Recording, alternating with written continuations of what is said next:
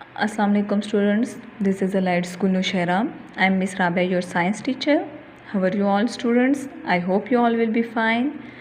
Before starting our new topic children, first we will revise our previous one. So our previous topic was environment and sharing the environment.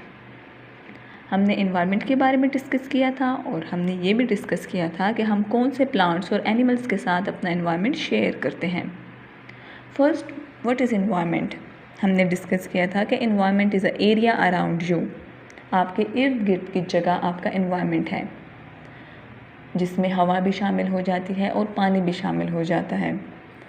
इर्द गिर्द जो चीज़ें हैं वो सब environment में शामिल है. हमने ये भी डिस्कस किया था कि एक जगह का इन्वायरमेंट दूसरी जगह से डिफरेंट होता है. फॉर एग्ज़ाम्पल, स्कूल का जो इन्वायरमेंट है वो आपके घर के इन्वायरमेंट से डिफरेंट है. स्कूल में जो चीज़ें हैं, जो रूल्स रेगुलेशंस हैं, वो घर में जो चीज़ें हैं उससे डिफरेंट हैं. हमने ये भी पढ़ा था कि इन्वायरमेंट एक जैसा नहीं रहता बल्कि वो चेंज होता रहता है. Next is sharing the environment. हम कौन से एनिमल्स एंड प्लांट्स के साथ अपना इन्वायरमेंट शेयर करते हैं? हम जो पेट एनिमल्स हैं जैसे dog, cat and parrot etcetera, इनके साथ अपना इन्वायरमेंट शेयर करते हैं.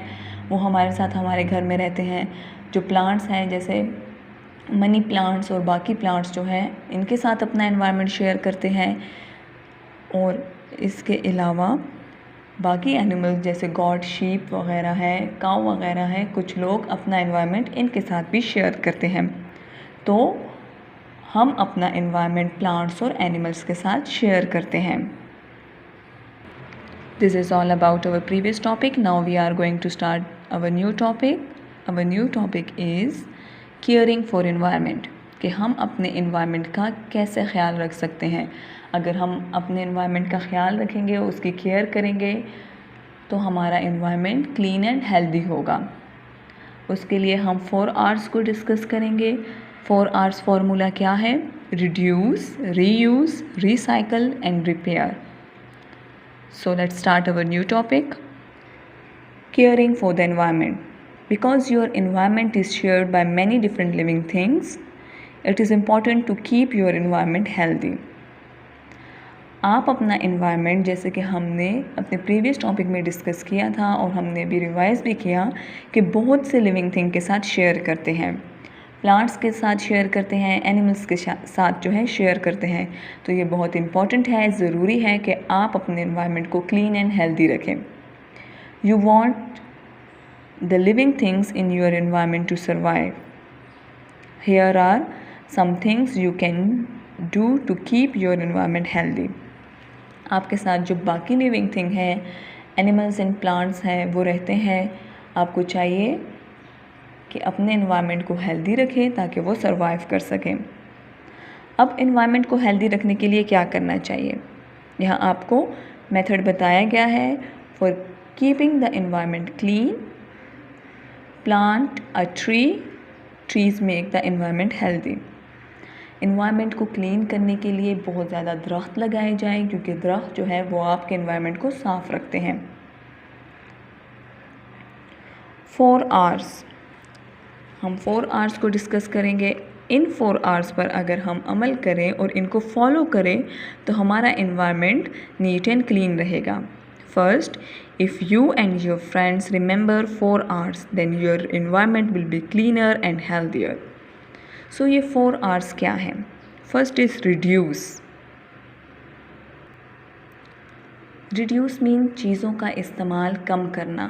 जो अनहेल्दी थिंग्स हैं उनका इस्तेमाल कम करना. अनहेल्दी केमिकल्स वगैरह उनका इस्तेमाल कम करना.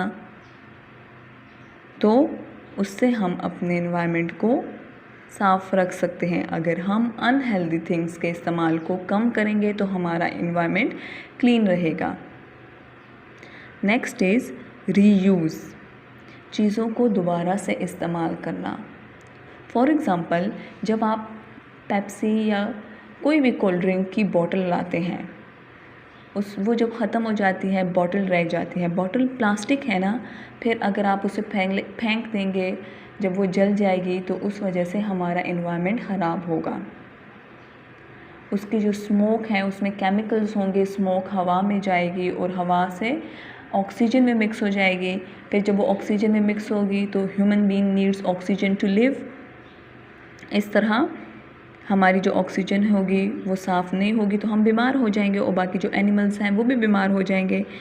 तो उस बॉटल को हमें काट के उसके अंदर प्लांट्स लगा देने चाहिए। उससे क्या बनाना चाहिए, गमला बना लेना चाहिए और उसके अंदर प्लांट्स लगा देने चाहिए। तो ये हमने क्या किया, रीयूज़ कर दिया, चीज़ को दोबारा से इस्तेमाल कर दिया। शॉपर बैग्स हैं, वो हम लेकर आते हैं, जब उसमें कोई चीज़ लेकर आते हैं शॉप से, फिर उसके बाद उसे फेंक देते हैं तो हमें उसे फेंकना नहीं चाहिए, हमें उसे रीयूज़ करना चाहिए। डस्टबिन में रख देते हैं कुछ लोग शॉपर्स को, फिर उसके अंदर रबिश वगैरह गिराते हैं। डस्टबिन भी गंदा नहीं हो तो शॉपर भी रीयूज़ हो जाता है। Third is recycle. कुछ चीज़ें फैक्ट्रीज़ में दोबारा ले जाकर रिसाइकल की जाती हैं, उसे दोबारा बना दिया जाता है। जैसे जो कैन वगैरह होते हैं उसके अंदर से मटेरियल यूज़ हो जाता है और फिर उन कैन वगैरह को हम देते हैं, हम फेंक देते हैं। हमारे फेंके हुए कैन्स को दोबारा रीयूज़ किया जा सकता है, उसको कलेक्ट कर लिया जाता है, फिर उसे फैक्ट्रीज़ में ले जाकर दोबारा से बना दिया जाता है तो वो रीसाइकल हो जाती है। रीसाइकल का मतलब होता है कि चीज़ों को दोबारा से बनाना। रिपेयर मीन जो चीज़ें ख़राब हो जाती हैं उन्हें फेंकना नहीं चाहिए बल्कि उनको ठीक करवा के इस्तेमाल करना चाहिए। ये 4 Rs हैं। अगर हम इन 4 Rs पर अमल करेंगे तो हमारा एनवायरनमेंट क्लीन रहेगा और हेल्दी भी रहेगा। चीज़ों को कम इस्तेमाल करेंगे, चीज़ों को रीयूज़ करेंगे, रीसाइकल करेंगे और रिपेयर करेंगे तो हमारा एनवायरनमेंट क्लीन एंड हेल्दी रहेगा। Discuss what these words mean with your teacher. मैंने आपको ये 4 वर्ड्स का मीनिंग समझा दिया है, ठीक है। Reuse material, do not just throw them away, it adds to the rubbish. Grow your own food, home-grown vegetables are always better. Take your own shopping bags to the shops. Too many plastic bags spoil the environment.